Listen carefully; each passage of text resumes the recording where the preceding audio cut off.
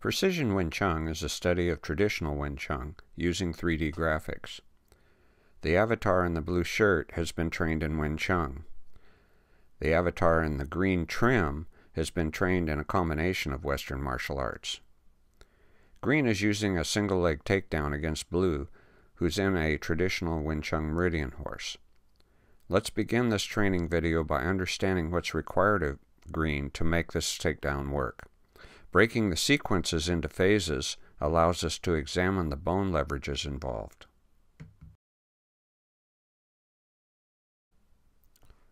The first requirement for green is to slip under blue's lead arm.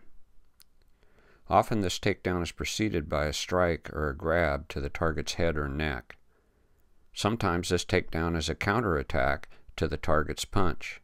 In other words, either person can punch to establish the high line of attack for green to slip under. Notice that this is not even necessary against a traditional Wing Chun Meridian horse, as one arm is already extended to duck under. This relationship is enhanced by the fact that green's hands are wide, which draws a Wing Chun centerline punch to fire into the open center. In our previous video, Wing Chun versus a two-leg takedown, you saw that the attacker tries to step between the target's feet.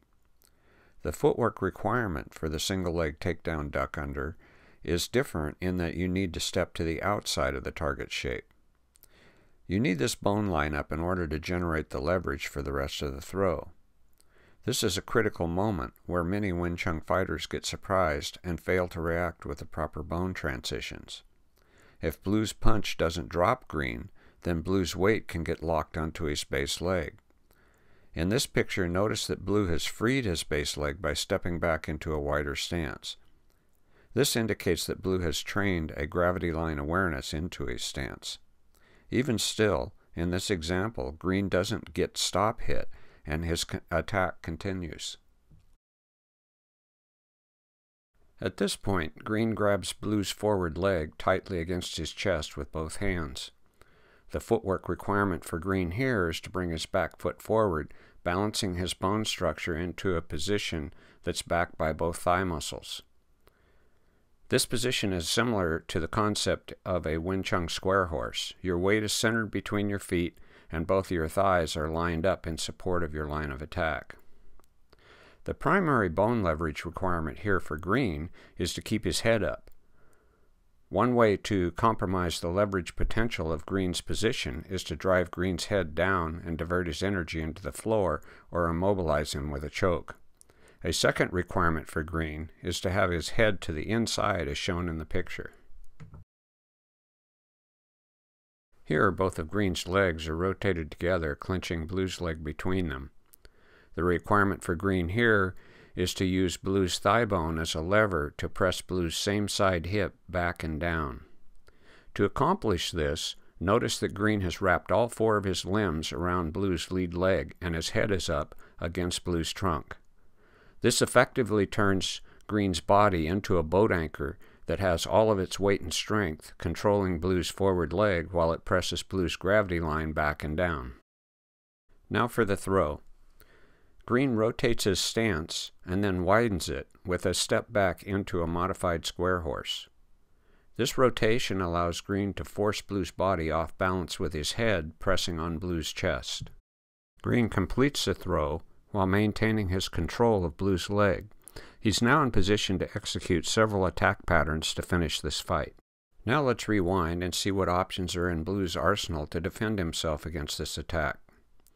The Precision Wing Chun method of study provides education in the transitions between these phases of a properly executed single leg takedown. To see this more clearly, we will redo the previous discussion and add 3 lines so you can keep track of each person's gravity line and the energy bridge between those gravity lines. In this picture, notice the vertical gold rods running through the center of gravity of both blue's and green's bodies. Between two bodies in personal combat, there is a resultant line of force that's under contention between their respective gravity lines. We call that line of force a bridge, as shown in the green line in this picture. The maximum amount of force potential for each person is different, and the maximum leverage you can generate on that bridge can only be achieved with properly lined up bones. However, very few people know how to maintain their bone alignments on this level of leverage potential. The following discussion shows you what gravity line awareness does to help you defend yourself against a one-leg takedown. Most Wing Chun bare-knuckle fighters have a devastating chung choi or chain punch. This is usually applied as the attacker is just beginning his attack, as shown in the following sequence. The initial dart and bare-knuckle strike to the attacker's gravity line momentarily slows Green's step forward into the duck under. The second strike knocks his head back farther, rocking his gravity line backward and stealing his balance. And the final strike puts the attacker on the ground. In actual situations, it's usually the first centerline punch that knocks the attacker down. It's always a shock when the attacker disappears and the second two strikes hit empty air. But what if the first strike is slightly off the target, or the Wing Chun fighter didn't get the first strike off in time? Let's say Green slipped to the inside of Blue's strike on his way to grabbing Blue's lead leg. Adding the green line representing the energy bridge between the contestants again shows you the advantage of the precision Wing Chun method of study. As Green's head slides past Blue's extended punch, an automatic Wing Chun response kicks in. This automatic response is called the Lai Zhong.